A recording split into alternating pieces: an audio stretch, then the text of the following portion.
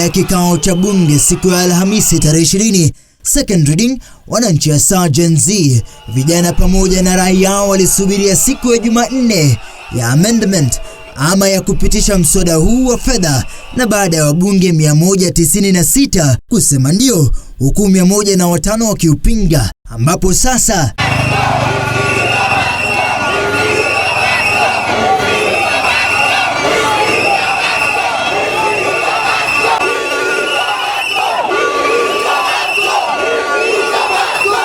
wakipaza sauti kwa nyimbo zao wakimtaka Rais William Ruto na baraza la mawaziri wake kuondoka mamlakani.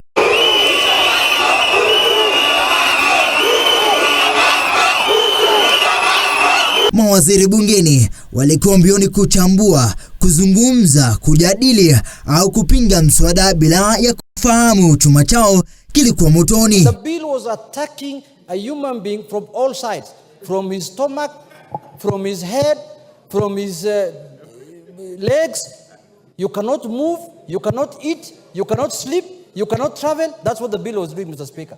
You will realize that they listen to Kenyans from the cost of bread, or rather the VAT that was proposed on bread, to the border sector, to the eco-levies on diapers, on sanitary towels, and all the other things, Honorable Speaker, that Kenyans said might be harmful to them. And they are speaking with authority. If we wanted to save money the way the Finance Committee has done, and want to tax anything else, go and tax men innerwears.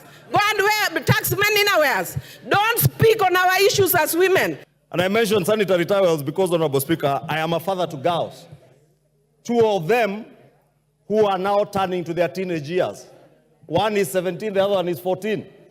And I have seen these members, someone was showing me a very derogatory message sent to him, being asked whether his wife doesn't do what, I don't know what, Honorable Speaker. Let us be the one to speak about sanitary towels. We are the ones who know what works for us, and you are saying we want to encourage the local manufacturing. While you are waiting to enable our local manufacturing agencies to create those sanitary towels, will we tell our periods to stop? Whose safety, how hygienic they are, whether they meet the required health standards, we cannot ascertain, Honorable Speaker. Our periods will not stop while you are manufacturing. Our girls will have their menses as usual, and the cost that they are used to will be higher because that will come through underground. This regime, Mr. Speaker, needs to understand the etymology of governance. The whole idea of governance is that the people voluntarily relinquish some of their rights and liberties for the government to protect them. But in this case, we have a government that does not want to protect its citizens, it actually wants to decimate them. We must reject that idea. Mr. Speaker, the Kenya Kwanza regime has been in office. This is less than 2 years. And the second finance bill they have brought to this house and the first one have elicited so much contention from Kenyans that I think there is something seriously wrong. In the next financial year, that is just 8 months to come, what will they tax now? Must be very careful. There is no way I'll sit here and understanding that a government must fund its budget. We must look at what is happening to the taxes that we are collecting and why are Kenyans not paying taxes. Mr. Speaker, I join speakers who say, let us loosen the tax bracket so that we tax Kenyans less, so that they will be encouraged to pay more taxes. But the worst is for these countries to have oppression. That is the oppression of the people. And what you're seeing out here right now on the Gen Z is not only because of the fact that there's the state oppressing them, but IMF is playing a very big role in that is happening. I reject because we need to ensure that we listen to the population and what they're saying. This country right now needs to listen. We need to tighten our belts, we need to live within our means, and we need to address corruption. However, Honorable Speaker, I am sure with the same energy that we are speaking either for or against, we will also explain to Kenyans wanaweka pesa nyingi kuhudumia wageni wakija. Kama mgeni amekuja, mpe maji ya kunywe, na kama ni lazima akae paka mchana, mpe kidheri, mwambie hiyo ndio chakula chetu cha kitamaduni, sio kukula makuku na madino kwa gharama za wananchi. Mnaleta paka tu katika sehemu zenu. Kupandisha bei ya mikate, mwananchi wa kawaida ni bidhaa ambayo inatumika kwa kila boma. Kila boma asubuhi na jioni natumia mikate. Wewe unaenda kuongeza ushuru wa mkate. Na mkifanya hivyo tutakunywa chai na mgoka kama ndio mnataka hivyo. If there is any public participation that needs to be done, it is now. Go out and see what's happening on the streets. All our uniformed policemen are out to tackle it out with the youths. What I am saying is, Mr. Speaker, I do not support the finance bill. I have myself recorded 120 reasons for rejection of this bill. Out here, having their voices so loud, even after the amendments, I had to make the choice that I've made today. Hii mswada wa fedha uangushwe huu, kwa sababu wananchi wameusoma. Msione wale watoto, wale vijana wameandamana, walisoma kwa sababu huu mswada uko katika mitandao, wanajua kila kipengee kile kilichoko pale. But I want to encourage Kenyans to keep contributing, because I have a foundation which supports needy children in Kansarani to go to school. A number of them started saying, please do not edit, reject. Let me tell them, we never edit bills. What we do is to propose amendments, adopt those amendments. Kenyans have not even recovered from the negative effects of the 2023 finance bill. Because, Mr. Speaker, the 2023 finance bill already drastically reduced the disposable income of Kenyans. Not sit here and pretend that everything is normal outside. Mr. Speaker, I want to urge my colleagues on the other side, you have a few minutes to change your mind. We must reject this finance bill. The whole of this afternoon, I won't be able to sit in the office because the police are firing tear gas canisters, throwing tear gas canisters, and there are no people. They have blocked the entire parliament or avenue. Ni nyimbo za maandamano zinazoendelea hapa jijini Nairobi, na kwa kweli vijana hawa wamejawa hamaki na hasira. Lakini vile vile, mpenzi mtazamaji, unaendelea kushuhudia tu maandamano ya Gen Z ama vijana ukipenda, na lingine linakuja kutoka upande. Na mchezo wa paka na panya ukaanza jijini Nairobi.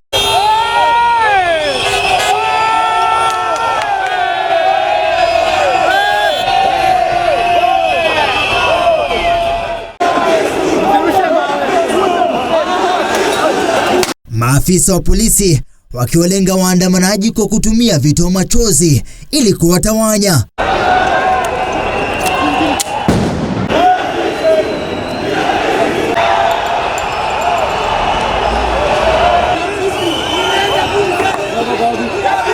Kwa waandamanaji ilikuwa sasa ni mguu ponye. Sio akina dada, sio wanaume, angalau sauti yao ipate kusikizwa hapa jijini Nairobi. Maafisa wa polisi pia wanakazana jinsi wawezavyo, angalau kuwatawanya watu waweze kuondoka, waweze kutoka sehemu hii.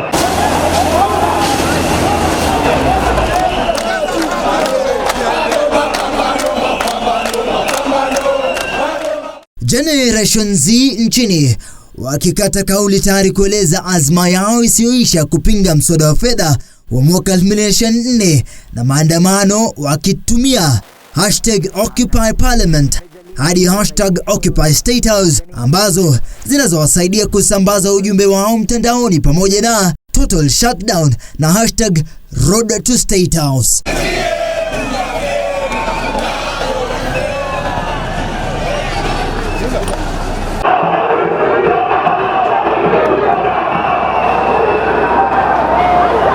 Maafisa wa polisi wakiwa wamejihami kwelikweli tayari kupambana nao mchana kutwa.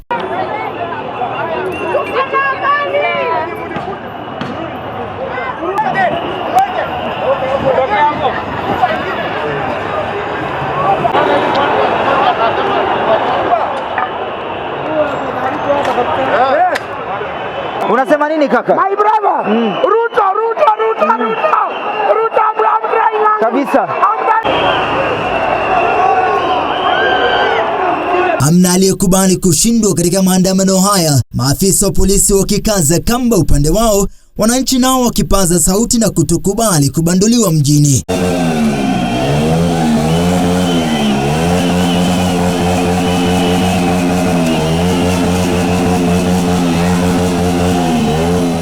Maji yakazidi unga wakati ambapo umati wa watu ulionekana kuongezeka wakiwa na malengo makuu ya kuingia katika afisi za serikali ikiwemo bunge la kitaifa. Kwa mara ya kwanza ilionekana ni kama maafisa wa polisi wamesalimu amri na kuwaacha waandamanaji mjini, ila ni sehemu moja tu.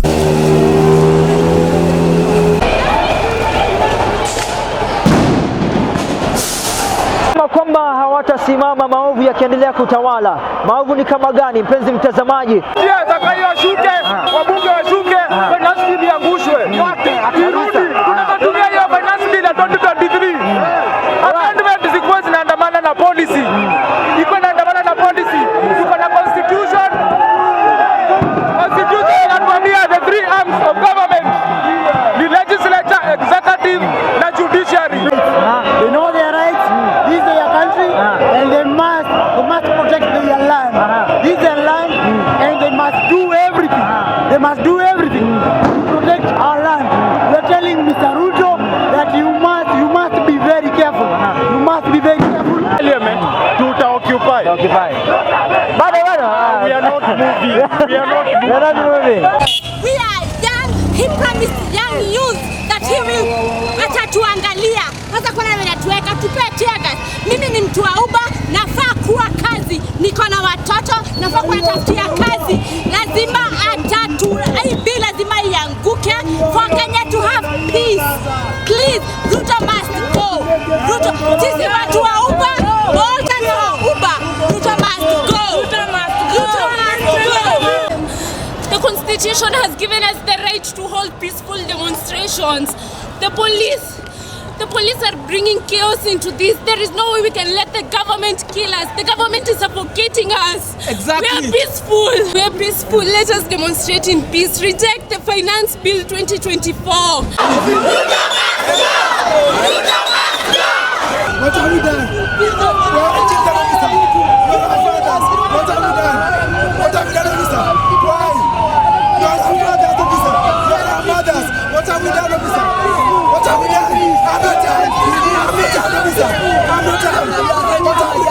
Wakajitahidi hadi kufika makao makuu ya bunge la kitaifa na la seneti ambapo shughuli ya kujadili mswada ilikuwa inaendelea. Mabango ya vijana hao waliowabeba yalionyesha wazi kilio chao.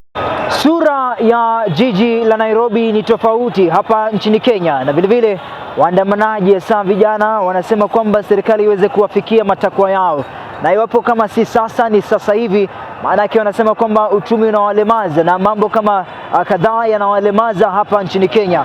Vijana hawa maelfu na maelfu wamejumuika hapa, sio tu sehemu ya Nairobi hadi sehemu zingine. Lakini baada ya siku, ombi lao kubwa ni kwamba serikali iweze kuondoa mswada wa fedha wa mwaka 2024 na mengi zaidi ambayo yanaibuka kwenye serikalini. Viongozi waliowachagua basi waweze kuingilia kati na waweze kuwasaidia angalau kuweza kutimiza miadi waliowapatia hapo awali wakati wa uchaguzi. Iwapo matakwa yao yataweza kutimizwa, basi vijana hao wote wataondoka sehemu hii ya jiji la Nairobi.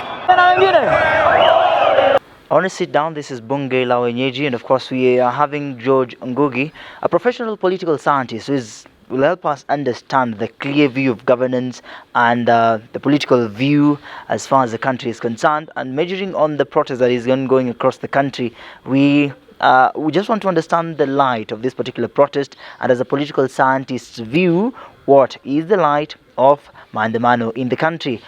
I would like to state from my view that this is indeed a class struggle. It's indeed a differential kind of arrangement and uproar that is primarily under who has, who has not. Because it feels that those people who are out there paying the taxes, the CA's treasury has in the budget statement said that we have a narrow tax base. The people who are now out there protesting are those people who are still in that narrow tax base, who feel, okay, indeed we have a narrow tax base, but this narrow tax base, you're still taxing it more. You see, the major protest that we are having right now is to pressure Parliament not to pass the finance bill of this current year. It's not about weak governance. It's about misgovernance.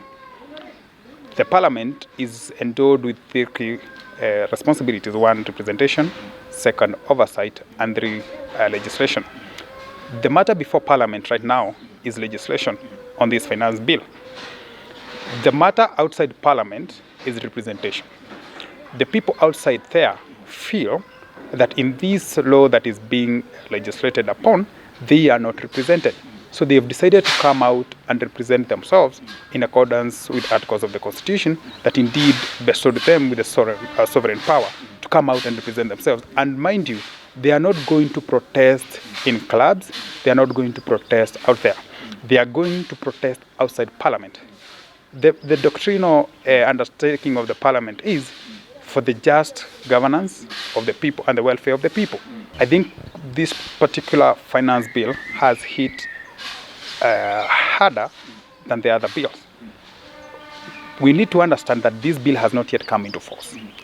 The kind of reiteration we are seeing from the public is due to the immense pressure that the finance bill of the year 2023 has exhausted on the people. They are feeling if this finance bill goes even deeper into their pockets, then the successive effects of that particular finance bill are going to be even worse. As a youth and a voice of the people of Kiambu, we are telling the government, go amend the budget so that you can live within the 3 trillion that is going to be corrected by the previous tax bills and tax laws that exist, so that we may not milk this cow more. And if you don't do that, we are not going to relent. We are going to march not only to your offices, no, we are going to march to your residence, because when we elected you, our members of parliament, we elected you to go and represent our views. We elected you to go to registrate our views, to go to oversight on our own behalf. And if you don't do that, we are going to force you to do that. And if you fail, we are going to recall you. We are ready. We are able to exercise each and every constitutional article because we are educated. Remember, those people you are calling Gen Zs and asking who they are the people who went under Kibaki's regime to school under free primary education. So you cannot lie to us. You cannot cheat to us because we are educated. And lastly, that Gen Z are the third descendants of Mau fighter, because the first Mau fighters died in the forest and others from the government. The second, their sons fought for multi-party liberation. Our dear girl, I included, we are fighting for accountability in our government, and we are telling them, stop provoking us. Do you think that all of them understand this demonstration and understand the consequences that comes with the bills and the finance and the injections of any other thing that is brought by the government? And do they have a response that surely this will be a greater strength towards the future? Absolutely, they do understand. If you have a look at the discussion that is happening around the online space, just a few days ago, we had a space across X, formerly Twitter, and we had over 56,000 listeners, including cabinet secretaries. If you go across some of these platforms, such as TikTok, they are out there describing to each other and explaining the particulars of the finance bill, so that even those who cannot be able to go and get the booklet and read, they can be able to get a snapshot of what is happening in the bill. And they are telling each one of them that, you know what, this section might not touch you, but this other one gets to you. So out there, anybody who is out there, they might not be out there rejecting in totality, but each one has something to say about the finance bill, because each one has something to say, in this particular section, this one is affecting me. We are no longer going to agree public participation to be a cosmetic and done only to done as a constitutional requirement. Our views must be included in each and every government decision, and the future looks like that all those seats of parliamentary seats are going to be occupied by me and you, who are youthful and who will listen to the electorate. I totally feel that my member of parliament represents me, and I respect that. But I also have a right, I also have freedom, and although they might be they might be cut short in one way or the other, I kind of feel we are all of us Kenyans. If it goes south, all of us will be there. If it prospers, all of us will be here. Let us protect our country. We all need it. It has given us so much, it's time to give back to our country. Thank you so much. If you don't listen to us, we are going to force you to go home and watch us listen to those who matters. My clarion call to the youth is continue organizing, continue mobilizing, continue working towards a betterment of our nation. Because we are not doing this on our own behalf, we are doing this on behalf of the next generation. Remember, those in authority and us, we are only custodian and trustee of this nation to the next generation. We have had the issue of the sanitary towels being taxed. I mean, this is something that is not reversible. It's not an option for women, and we're saying for you to tax sanitary towels, it means that right now I go around schools. There are people who totally cannot afford sanitary towels as they are, as the price is right now. What if when they are taxed and the price hikes, what will happen to these girls? That's why you find some of these girls succumb to some mere men here who want to lure them with some money so that they can be able to get the very basic need like the sanitary towels. So we are saying that our girls, the sanitary towels is not an option. It should not be. It should be zero taxed. And I don't understand actually the reason why the government would sit and think that they are going to get more money from taxing the sanitary towels. I don't know whether it's because it's a mandatory thing. What is your take on the protest that now women are involved and they're included in such mandamano? Are we heading in the right direction as far as the country is concerned? Yes, women now can take up the leadership role, and they want to feel that they want to be part of the decision making, especially for this country. Because for a long time, women have been intimidated, women have been looked down upon, but right now we are rising as women. And even in the seats that the men think they are only for men, we're going for those seats because we need change. That's all we're asking for.